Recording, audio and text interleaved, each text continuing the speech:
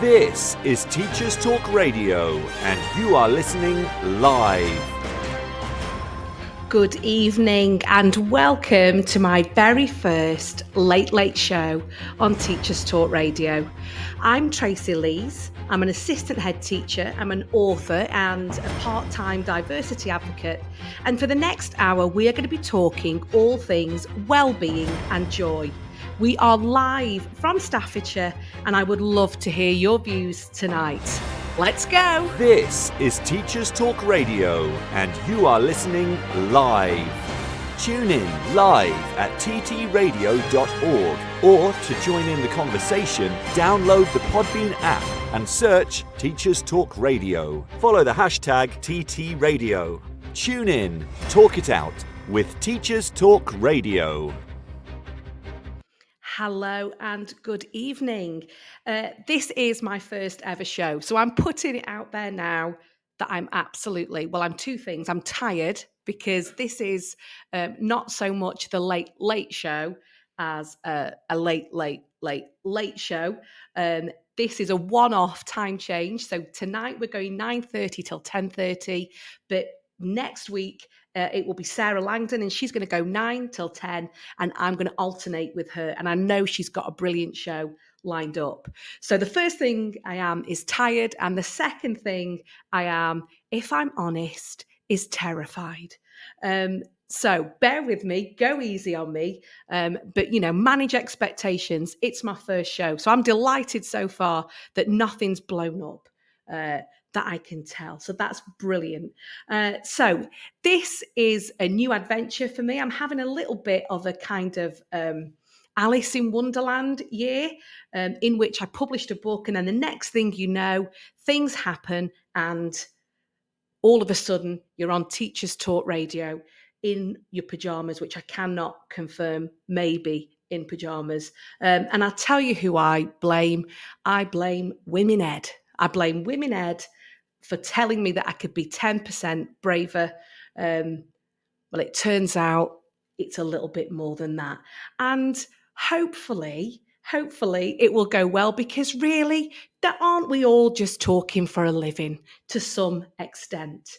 So again, welcome. This is the Late Show and I'm absolutely thrilled to be here with you this evening. I can see we've got some listeners already. Thanks for the message, Paul. Thanks for the good luck.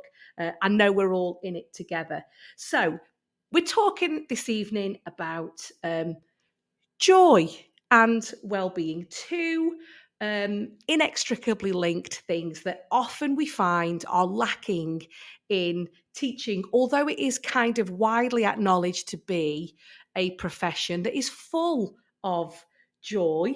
And before we unpick this, I just want to put out there that I absolutely wholeheartedly believe that this is the best job in the world. We get a feeling from this job that people in the private sector can only dream about.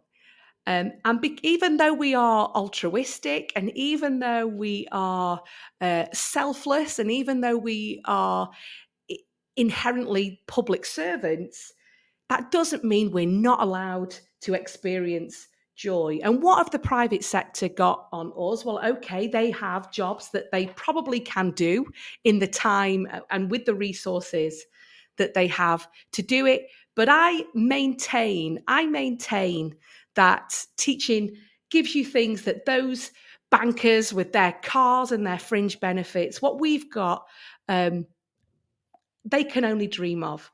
So the reason I'm thinking about teacher well-being and joy is because, reflecting on myself personally, to me, this is widely considered to be the most miserable term in the academic year. So I line manage the early career teachers in my school, and I have gone round with chocolates, with care packages, and they've said, well, what's this for? It's not Christmas yet. And I say, well, because you're going to need this. You're going to need this to get you through the half term. However, it has occurred to me, and I'm a secondary practitioner, I should have perhaps told you that maybe that is just specific to secondary, because we're knee deep in mocks. We have the clocks have just changed. In secondary, it's a little bit different. We don't see vitamin D. We don't really get that because unless you're teaching PE, you're not really outside. And I don't know what it is, but this year that clock change has hit me hard in a way that I can't quite explain. So my first question is it a secondary thing? Because I'm thinking about my children are primary school age, and the feedback that I get from them is that actually they are experiencing joy.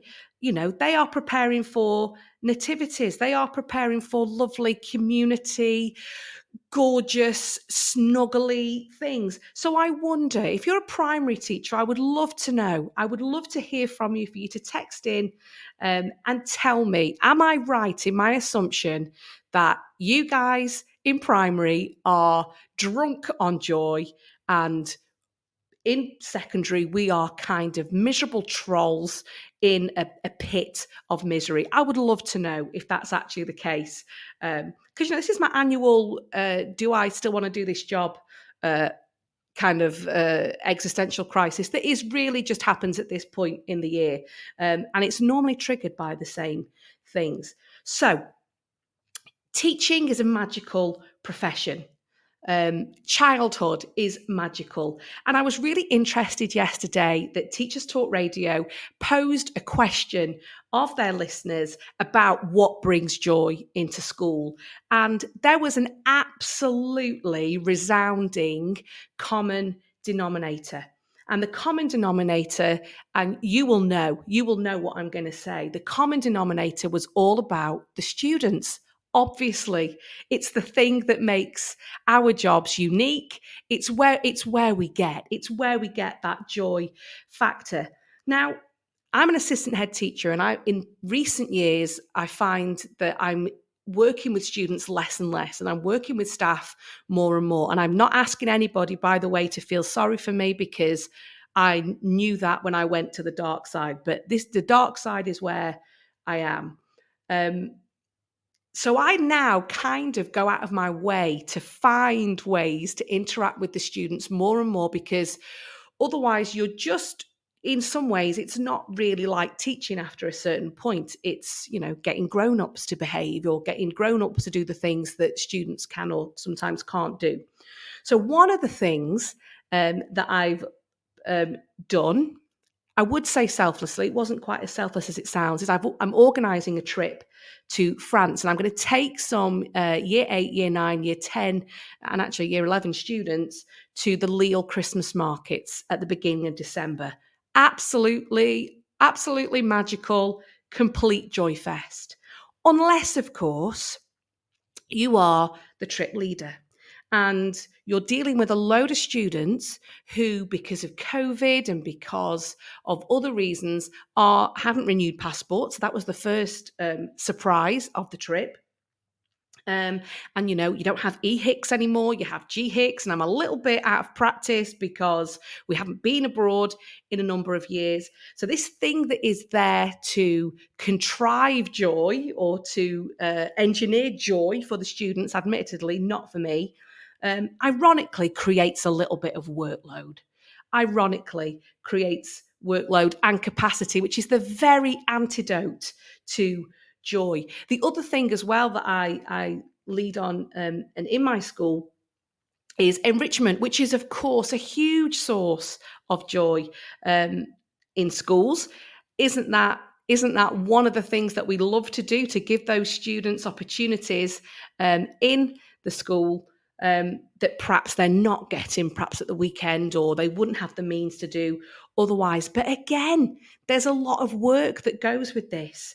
So trying to spark joy can backfire. Oh, that's a good analogy. I'll stick with that. And I feel pretty lucky to be in a school where joy is recognised. And I would say this because I'm on SLT, but I would say that our school is led in a way that is incredibly considerate and mindful of well-being. And I look back at the beginning of my teaching career, which was 15, 16 years ago, And in those days, it was like a badge of honor. It was cool to do an all-nighter or to work all weekend, or it was applauded if you sent an email at 4 a.m. And I thank goodness that we are no longer treating teachers, and there is a recognition in the profession that actually we do need to look after each other. We do need to look after ourselves because people are not queuing up to do our jobs. And we're going to come to that later in the show. So, if you just joined us, my name is Tracey Leese, and this is my very first late show. I am with you all the way until 10:30, and tonight I am talking about joy and well-being. It would be great if we had some texts in about what your school does to promote joy, or actually what doesn't, what triggers this lack of joy, or what triggers stress that perhaps as a profession we could look at and we could reflect on how we could take care of our teachers in a slightly better way. So there's a couple of other things. There's a couple of other things that I have been working on to create joy in my school. And one of them, and I'm just going to let you think I look like someone that does a lot of Zumba. One of them is that we do staff Zumba.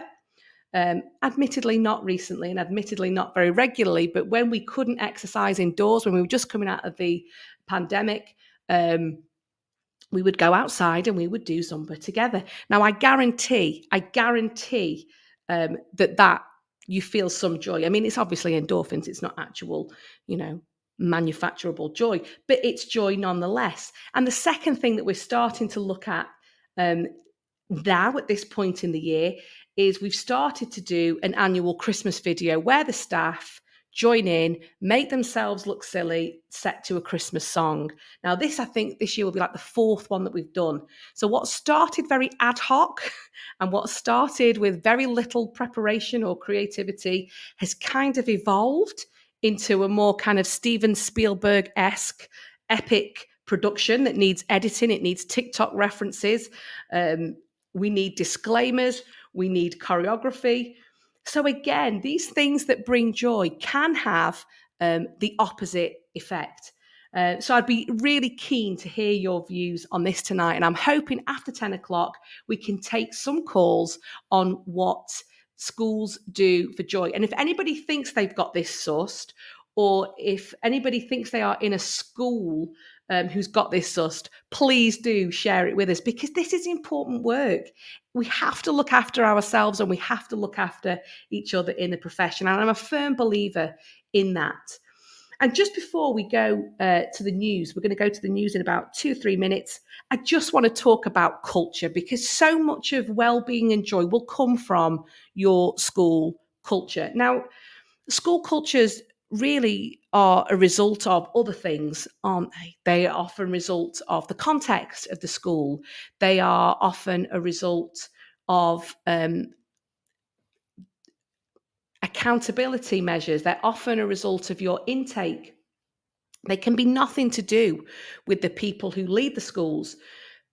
But school culture for me is where it starts and ends in terms of joy and well-being. And before I did this job, I was a head of department. And one of the things I was really, really against is complaining. And as teachers, I get it. We are so good. We are so good at complaining because we've got cause, we've got reason to complain. It's a difficult job, and it gets more difficult seemingly with every year that passes. But for me, it's a concerted effort as a leader to keep the mood light all the time and try to outwardly at least show that positivity that you need from others, because you don't get through this. You don't get through this profession to the end point. You won't make it all the way through if that is tolerated. So we've got a text in from Paul, and I'm just going to share what Paul has said. Oh, I like this. So Paul says that recently appointed and supposedly I've got the word supposedly. I think I know where this is going, Paul. Qualified senior mental health lead. Feels like I've turned up into an earthquake epicenter with a dustpan and a brush. Yeah. It's a big job. Well-being is hard, and it's hard because it is intangible. It is a result of things that you can't engineer, you can't manufacture. And if you try to manufacture joy, as we've just said, there's a trade-off for that. That comes at a price. So yeah, and the best way to lift students as well as staff, absolutely. And for me, it comes back to culture. And we have to, I think, to collectively be solution focused. And yeah, it's difficult. It's difficult when you've got a WhatsApp group and people are complaining it's professional and it's a joke, but it's not, because there will be somebody with a mental health need, I guarantee, that is reading that and being affected by it. So absolutely, joy and well-being are linked. And later in the show, we're going to talk a little bit more about well-being specifically. So you've got the gist. We're talking until 10:30 about joy and about well-being that we very much need in this difficult profession. Okay, I'm going to be back after the news where we're going to be looking at some strategies that we can use to build well-being in our schools.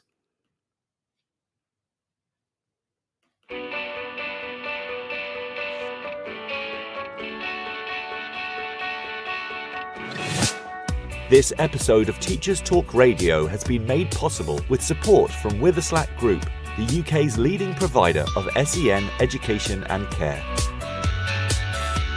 They're here to support you too through an ever-growing offer of free resources, including webinars, podcasts, articles, and events aimed at supporting teaching professionals like you.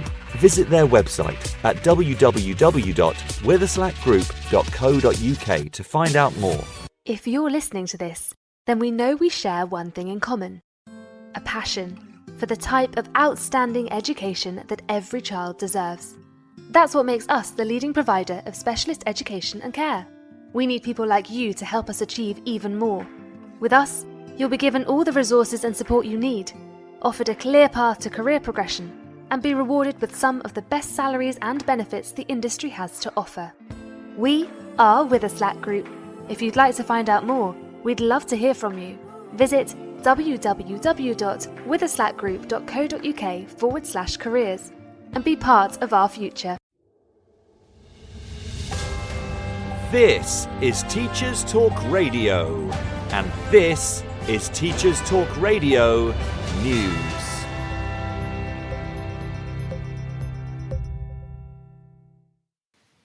The Scotsman reports on strike action by Scottish teachers planned to take place in the coming weeks. Scottish Education Secretary Shirley-Anne Somerville has said there is no separate pot of money to fund an improved pay deal for school staff, and that any improved pay offer would involve diverting cash from other areas. Strike action was announced after recent ballots and will be the first such action for almost 40 years. School staff are due to strike on November the 24th, after members of Scotland's largest teaching union overwhelmingly voted in favour of the industrial action. The EIS union said 96% of its members backed the action via a ballot, which saw a turnout of 71%. The most recent offer of a 5% pay rise was rejected 3 months ago. Ms Somerville told the Scotsman that she was absolutely determined to try to reward staff with a pay rise closer to the 10% being sought by unions, but warned it would lead to difficult decisions in other areas. In Wales, school children have been given the green light to support their national team in the group game against Iran. The Welsh Government has agreed to let schools decide how to manage the timetables during the game, which kicks off at 10 a.m. on Friday the 25th of November. The team is in the nation's first World Cup for 64 years. The FA of Wales has organised a Football Friday for the day of the Iran game. Around 1,100 schools throughout the country are preparing for a full day of football activity. The Welsh FA has created packs including bunting, footballs, flags and posters to mark the event. Skills sessions, inter-school matches and football festivals are also planned for either side of the Iran game. Pupils in both primary and secondary schools are planning to take part in the events. FE Week focuses on the efforts of colleges across the country that have been instrumental in helping refugees from the war in Ukraine build a home away from home in the UK. Since the war began, around 7 million citizens of Ukraine have left their homes and almost 150,000 have found sanctuary in the UK. The country's colleges have dedicated their efforts to laying on ESOL courses to help refugees master English, as well as other learning opportunities designed to help Ukrainians settle in. Whilst numbers vary from area to area, some colleges have signed more than 100 Ukrainian students onto courses. And not just for ESOL. At least 1,200 students are on A-level or other post-GCSE courses. But it's not just about teaching English. College staff have also worked to provide other practical support, such as free bus passes, lunch vouchers, and loaned laptops. The full story can be found on the FE Week website. Finally, a new resource for secondary school-age pupils has been launched to encourage young people to consider a career in the veterinary professions. The British Veterinary Association has endorsed the Vet Team in a Box resource, produced by University of Liverpool. The resource is designed in line with the Key Stage 3 national curriculum and helps students participate in scenarios which aim to demystify the veterinary professions and remove perceived barriers to joining. The resource will be available later this month. This has been your Teachers Talk Radio News with Jo Fox. This is 2 Minute Tech with Steve Woods, your tech briefing on Teachers Talk Radio. Hello! This week let's talk gadgets and tech that helps us teach, but also might be something to hint at for a gift in the near future. Before I start, I'd like to define tech as anything that's been made that makes a difference to how we interact with the world, usually for the better. A pencil or scissors, for example, are classed as tech in my definition. That being said, let's look at what a few internet searches have brought up as must-have tech for teachers. Mini whiteboards, a favourite of Nathan Ginn, have got to be super useful. Things to watch though is pens running out. Do you also need a cloth or a board rubber? And primary teachers, don't let the kids keep them in the trays with the books. They make them look messy and get ink all over them. Interactive screens. Are you team interactive, or could you have had a big TV and spent the rest on other things? I love interactivity, but my subject lends itself to it. Are you simply presenting on an overpriced screen? Things to check out are open source interactive software that's compatible with different devices. Sometimes you can be locked in by software. Having something you can use on almost any board might be for you, especially if your school has a mixed estate of kit, and as it's open source, it will be free. The presentation clicker is a classic. Things to watch for is losing it, leaving the USB dongle behind, and also ensuring you don't use the built-in Class 3 laser to blind the class. Does anyone really use a laser pointer? A webcam, a topic I've discussed in the past. A decent webcam nowadays doesn't need to be expensive and can do as much as a visualizer. Think purpose and audience, then think desk space and the number of cables needed. What about simpler gadgets? Feedback stamps. With these, I'd just be certain the way feedback is given isn't going to change before you buy them to get value for money from the stamp. Ninja pens. Is it a ruler? Is it a pen? No, it's a spirit level and also a flat and cross-headed screwdriver. It looks cool, but if you get a cheap one, don't expect to be able to unscrew anything unless what you're unscrewing is made from cheese. As always, I'd love to hear about your favourite teaching tech. Let us know at TT Radio 2022. I'm Steve Woods, and that was 2 Minute Tech. 2 Minute Tech with Steve Woods, your tech briefing on Teachers Talk Radio.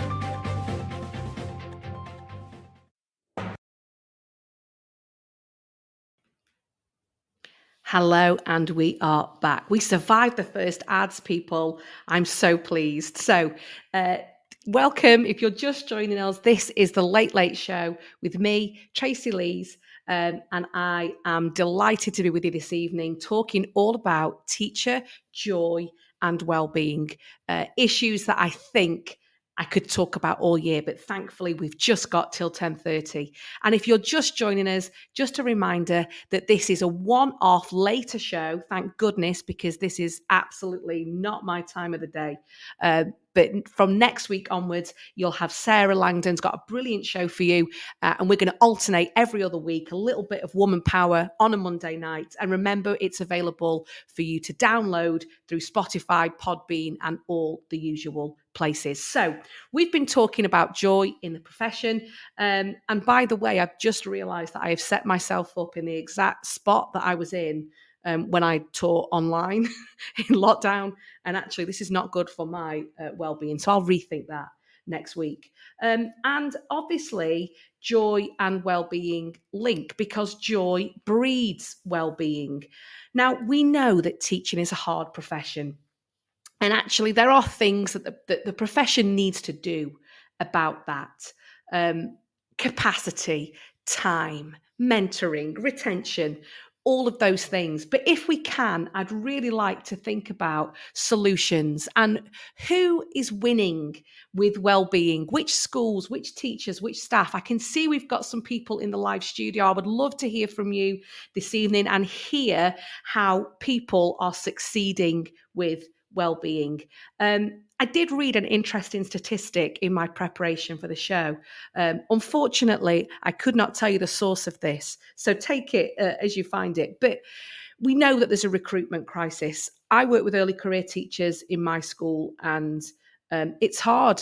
The providers, ITT, SCITs, they are not getting the number of applicants as they would have had in previous years. So we will know that. We know that anecdotally, and there's lots of data around this. But I saw a statistic that said 44% of teachers plan to leave the profession by 2027. Now, if we do that, we haven't got people lining up to take these roles. So yes, we do need profession wide systemic changes. But we can do things as individuals and as schools and as leaders. And it's interesting that Ofsted now report on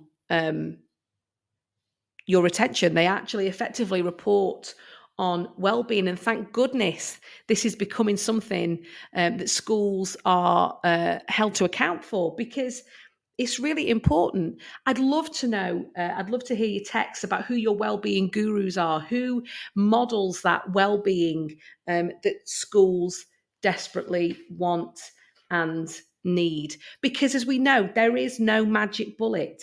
There is no magic bullet in terms of finding these solutions.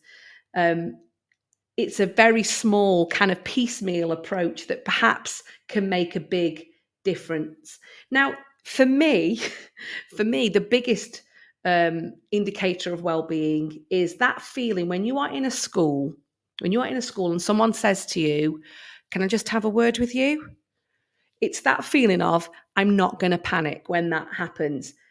I have to say, it wouldn't matter which school I was in, I would still have that feeling, but that's just me. And let's just assume I'm not indicative of everybody, because this is profession wide. This transcends the schools that we are in. So I'd love to hear from you. What makes a school a happy place to work? Are you in a school that has got well-being at the forefront of its practice?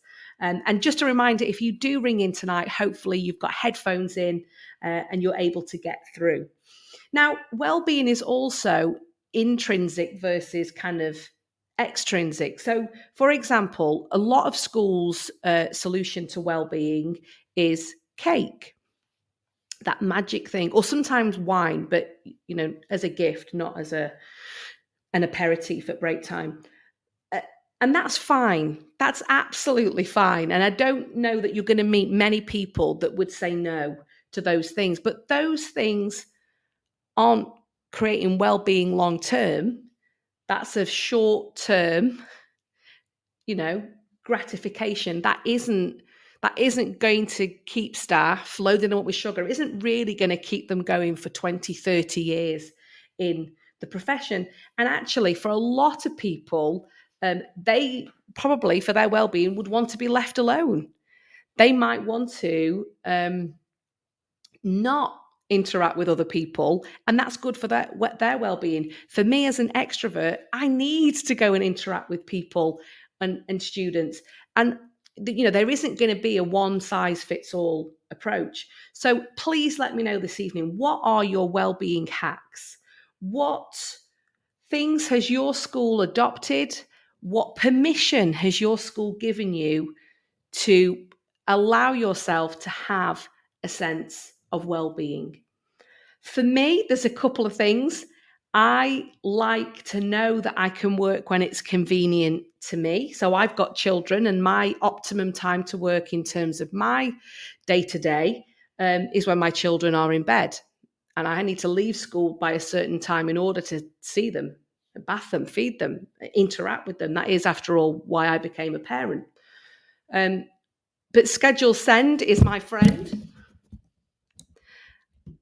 I love a schedule send.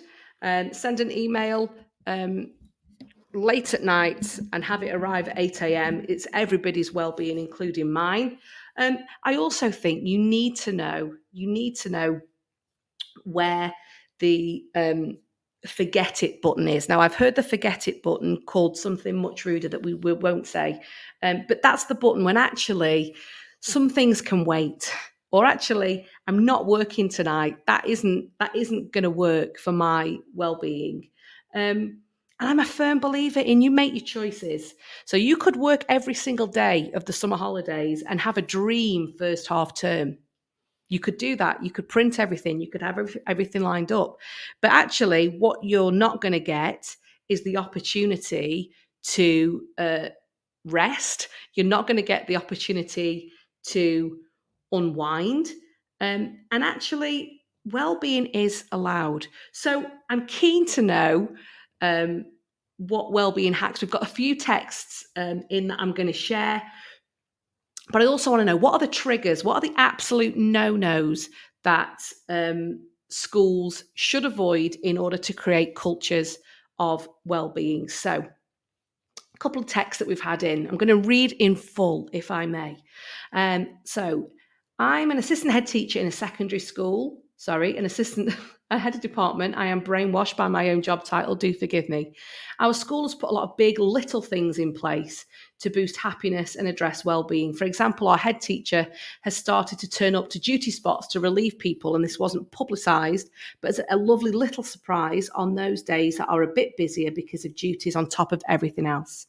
And one of the biggest things has been that we don't physically mark exercise books anymore. Game changer. I absolutely hear you. We do still mark in my school, and my husband is also a teacher, and he will see me marking and be like, "You are so in the past. You are so in the past." We don't mark exercise books. We do mark deeply marked work. But again, it's a game changer.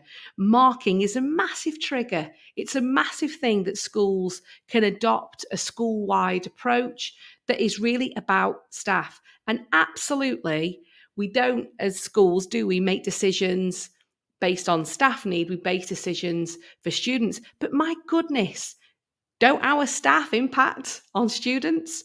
Doesn't the joy, the happiness, the general well-being of our staff, doesn't that trickle down to every single stakeholder? Okay, another text from Paul. By the way, Paul, thanks so much. Thanks so much for your input tonight. I really do appreciate it. So Paul's brought in active resources for the school with varying success. More equipment for playtimes was well received. The electronic basketball ring was hidden away by after-school staff who didn't want the kids to use it. What? And I now donated a pool table to the school, but the head doesn't want it. As she says, it links to pub culture. Any other ideas? Paul, I'd put that in your staff room and call that a well-being win. But yeah, you're right, Paul. Some of the things that we do to boost well-being actually take away from it. And actually, Paul, very well intentioned, has hit red tape and brick walls there. So absolutely, and that's a common thing. Am I right? So Kay says that we have built-in well-being call-out. When you see a colleague struggling or an issue, you can ask the SLT rota to drop in on a well-being check. I absolutely love that. Not me making a note and taking that to my head teacher. We've got another text. Totally agree with the culture of trust. Yes, trust. We'll come back to that. that. That's a brilliant shout. I leave by 4 p.m. every day in order to collect my own children, and I know that I'm not being judged for it. Yes, preach. In SLT, they make it very clear that this is the case and even point out that we have golden weeks with no meetings, and we are actively encouraged to take advantage of an early dart. Absolutely. And this reminds me of going back to work after having my youngest son, and for reasons I won't go into, I got promoted on maternity leave. It's virtually impossible, I know, if not unlikely. We won't unpick that, but that's what happened. Reality, somebody did my job really well in my absence. And I went back and I just kept thinking, I want to go and pick my children up, and I'll promise I'll get my laptop out when they're in bed. And I sat down with my head teacher and I said, look, I'm going to have to ask you, can I leave at 4:30, pick up my children and work when they're in bed? And he looked at me and was like, are you being rhetorical? Does this need an answer? And I was like, yeah, I actually need to hear it. I actually need to hear it from you. And thus we never looked back. But you're right, trust is so important in schools. And I do think school culture is moving away from a kind of Big Brother is watching you, Pavlov's dogs kind of overly scrutinized professional approach, and much more into this culture of trust. So, for example, things that trigger people can be lesson observations. So, as I've mentioned before, I work with ECTs. When I tell them that, back in the day, you got a number for your lesson, a 1, 2, a 3, or a 4.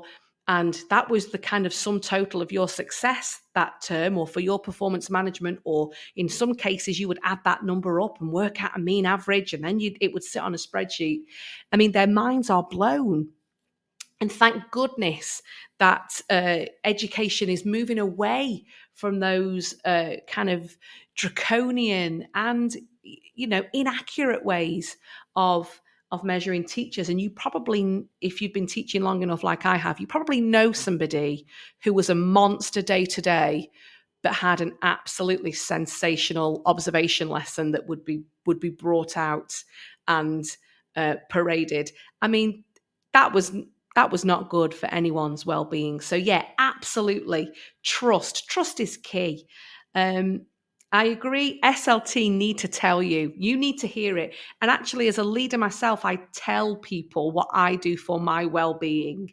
And I will say things like, you can email me after this time, but please don't be offended that I won't respond. And you can see people sort of thinking like, oh, is that allowed? Am I allowed to have a life? So absolutely yes to this. I'm thrilled, by the way, that we're kind of on the same page to this. And if we have got any primary colleagues listening, I'd be really keen to know, what's the joy like in primary at the minute? Because my hypothesis is that primary are winning at joy in this half term, and secondary not so much. A few more texts. I'm just going to share them. So Kay has said that her head advocates for staff being treated the same. Doesn't matter if you're a lunchtime supervisor, a cleaner, or SLT. Yes, Kay, everyone is valued the same, and policies have changed for personal leave, so it's the same across all roles, which builds a culture of equity. SLT send thank you cards to staff across the school when you recognise what someone has done. Always has to be posted home, not hand delivered. I love this.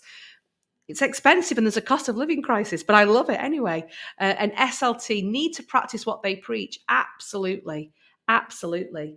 Amazing feedback tonight. Absolutely loving hearing your ideas. So you are listening to The Late Late Show with Tracey Leese. It's my first show, but guess what? We're all okay. Nothing's blown up. And as far as I can tell, everyone is alive. So we're spending some time tonight talking about well-being, talking about joy in schools.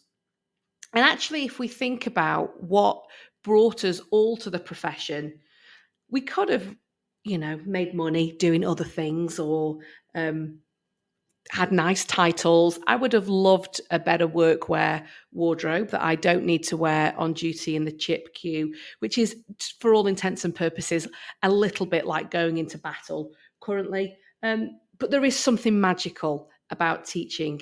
And joy is so important. And absolutely, I think it does come back to how schools are led. And definitely, there is amazing work going on the ground in which some schools, some individuals are making massive headway in terms of this issue of well-being. We've already said that this is a profession-wide issue, and there's no magic bullet. It isn't an easy thing to fix.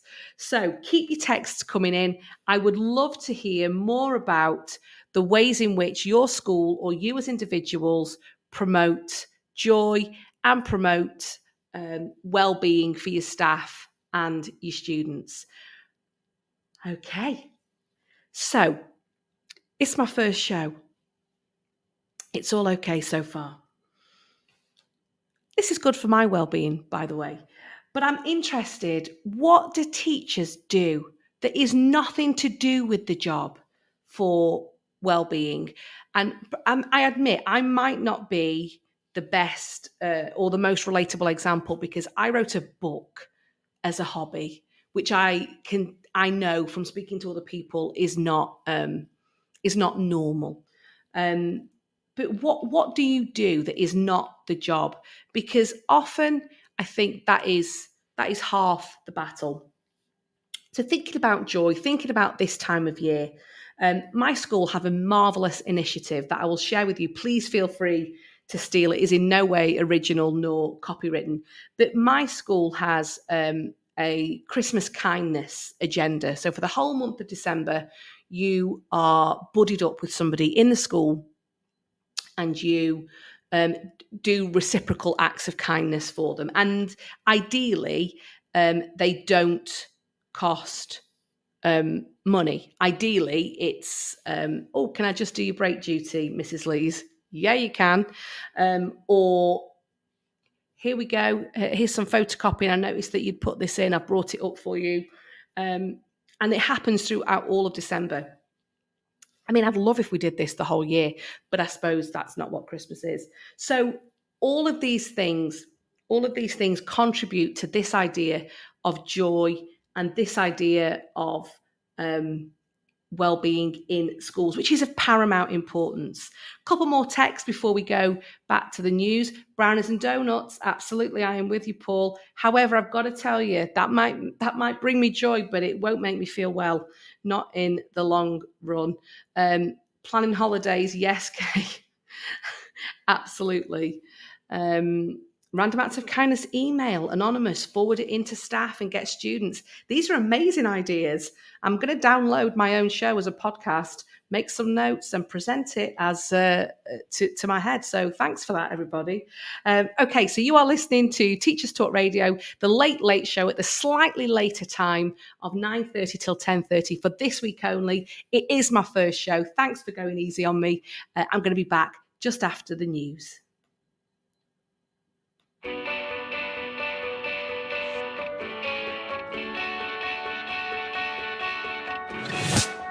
This episode of Teachers Talk Radio has been made possible with support from Witherslack Group, the UK's leading provider of SEN education and care.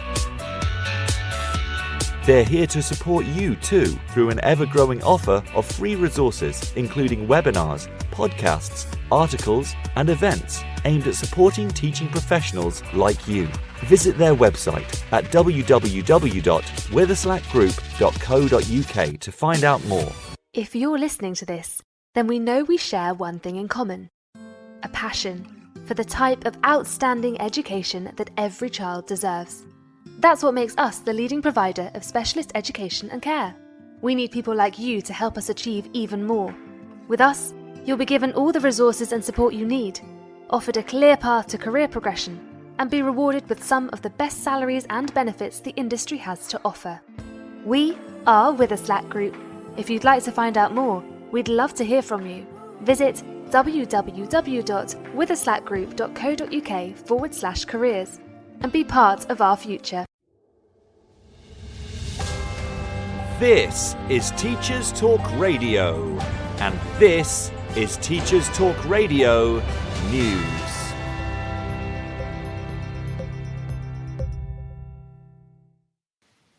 The Scotsman reports on strike action by Scottish teachers planned to take place in the coming weeks. Scottish Education Secretary Shirley-Ann Somerville has said there is no separate pot of money to fund an improved pay deal for school staff, and that any improved pay offer would involve diverting cash from other areas. Strike action was announced after recent ballots and will be the first such action for almost 40 years. School staff are due to strike on November the 24th, after members of Scotland's largest teaching union overwhelmingly voted in favour of the industrial action. The EIS union said 96% of its members backed the action via a ballot, which saw a turnout of 71%. The most recent offer of a 5% pay rise was rejected 3 months ago. Ms Somerville told the Scotsman that she was absolutely determined to try to reward staff with a pay rise closer to the 10% being sought by unions, but warned it would lead to difficult decisions in other areas. In Wales, school children have been given the green light to support their national team in the group game against Iran. The Welsh Government has agreed to let schools decide how to manage the timetables during the game, which kicks off at 10 a.m. on Friday the 25th of November. The team is in the nation's first World Cup for 64 years. The FA of Wales has organised a Football Friday for the day of the Iran game. Around 1,100 schools throughout the country are preparing for a full day of football activity. The Welsh FA has created packs including bunting, footballs, flags and posters to mark the event. Skills sessions, inter-school matches and football festivals are also planned for either side of the Iran game. Pupils in both primary and secondary schools are planning to take part in the events. FE Week focuses on the efforts of colleges across the country that have been instrumental in helping refugees from the war in Ukraine build a home away from home in the UK. Since the war began, around 7 million citizens of Ukraine have left their homes and almost 150,000 have found sanctuary in the UK. The country's colleges have dedicated their efforts to laying on ESOL courses to help refugees master English, as well as other learning opportunities designed to help Ukrainians settle in. Whilst numbers vary from area to area, some colleges have signed more than 100 Ukrainian students onto courses. And not just for ESOL. At least 1,200 students are on A-level or other post-GCSE courses. But it's not just about teaching English. College staff have also worked to provide other practical support, such as free bus passes, lunch vouchers, and loaned laptops. The full story can be found on the FE Week website. Finally, a new resource for secondary school-age pupils has been launched to encourage young people to consider a career in the veterinary professions. The British Veterinary Association has endorsed the Vet Team in a Box resource, produced by University of Liverpool. The resource is designed in line with the Key Stage 3 national curriculum and helps students participate in scenarios which aim to demystify the veterinary professions and remove perceived barriers to joining. The resource will be available later this month. This has been your Teachers Talk Radio News with Jo Fox. This is 2 Minute Tech with Steve Woods, your tech briefing on Teachers Talk Radio. Hello! This week let's talk gadgets and tech that helps us teach, but also might be something to hint at for a gift in the near future. Before I start, I'd like to define tech as anything that's been made that makes a difference to how we interact with the world, usually for the better. A pencil or scissors, for example, are classed as tech in my definition. That being said, let's look at what a few internet searches have brought up as must-have tech for teachers. Mini whiteboards, a favourite of Nathan Ginn, have got to be super useful. Things to watch though is pens running out.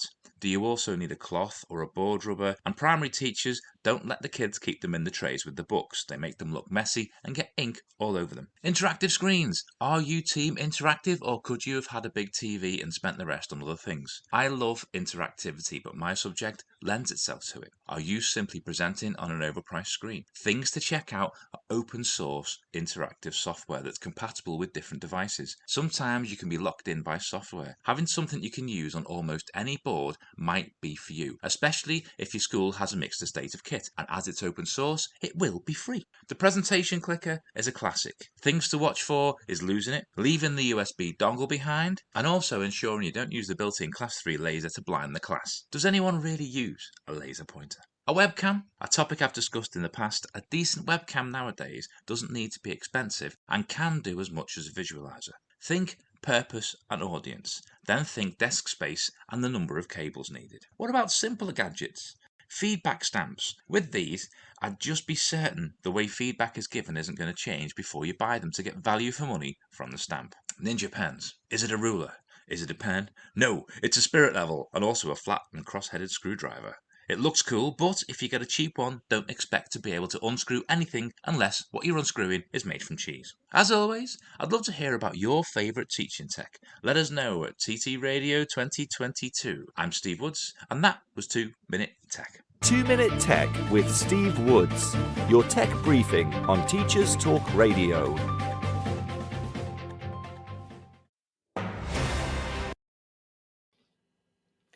Hello, we are back. Almost slick. I did tell you it's my first show.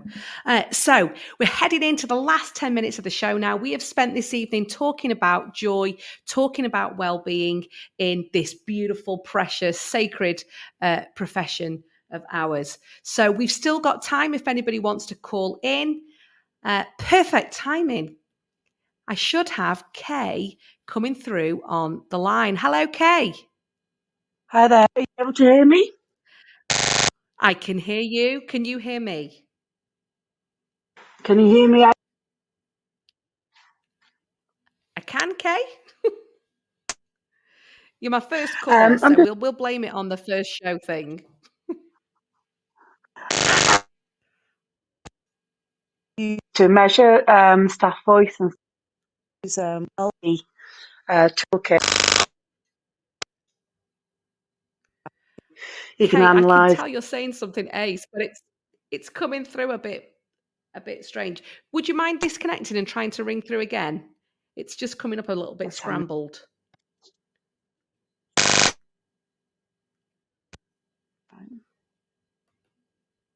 Hello?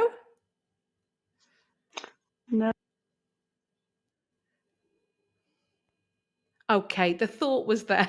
If you're there, speak up.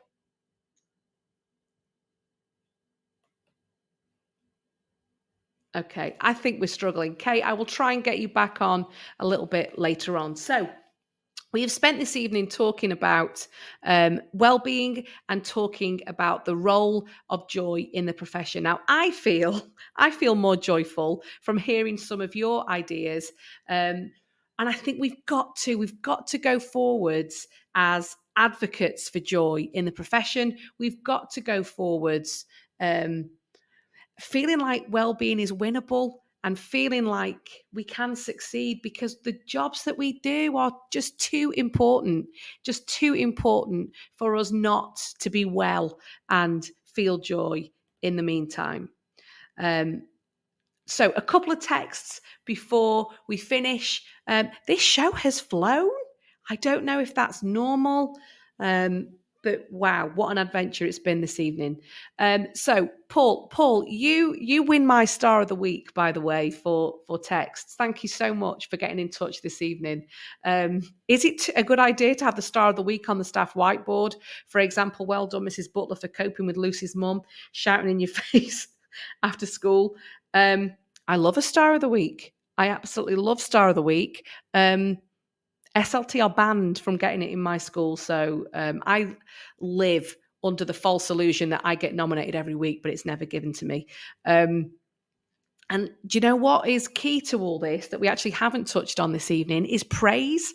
As a profession, we are starved of praise, are we not? We everybody likes praise. Everybody likes to know when they're doing a good job. If it's merited, if it's specific, not if it's, well done for showing up, because that's not what the profession needs. Prize of no break duty. I am into that.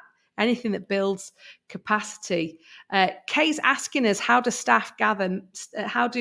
schools gather staff voice? That's a great question, Kay, because what is the metric? What's the litmus test for a school that is doing well-being well? It's a very hard thing to quantify. Staff voice, very important. Happiness and well-being is intrinsically linked with feeling valued. Absolutely. More of this, please, in the profession. And we've got another text through that says that we have a well-being group who meet half-termly to discuss policy and events which are highlighted by staff members. Yeah, we need rigor. We don't just need a tokenistic group. We need the same rigor that we would give to perhaps academic outcomes. So absolutely love that. Absolutely, praise is key. Wow. What an adventure tonight has been. I did tell you it's my first show, and I'm going to tell you I've been terrified about doing this. So I'm so grateful that you've been here listening this evening. Absolutely loved hearing all of your ideas. And I'm going to leave you with a challenge for the week ahead. So I want you to consciously go forwards into your schools as intentional practitioners of joy, advocates for joy, and do tell us on Twitter if there's anything you hit upon that is really bringing that joy factor. And a couple of great texts still coming through. Personal issues. It's important to know what's going on with staff outside of culture. Absolutely. And some of us are better at being well than others. Some of us are, 2 goals down before we even start in terms of well-being. So absolutely couldn't agree more.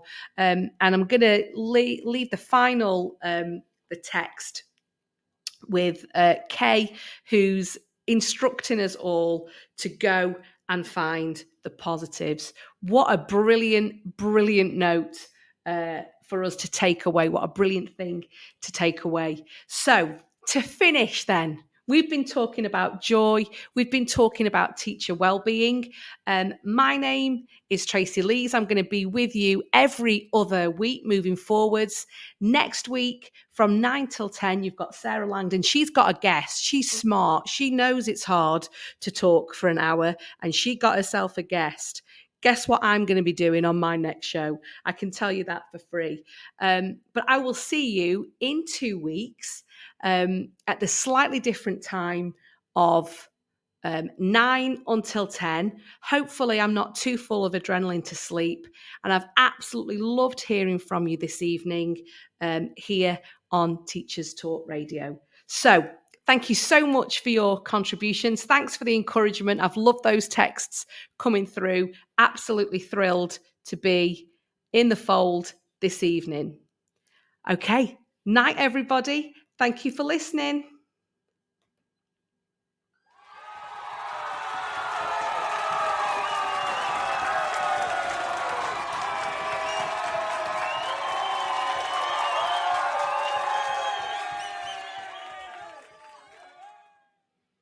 You've been listening to Tracey Leese on The Late Late Show on Teachers Talk Radio.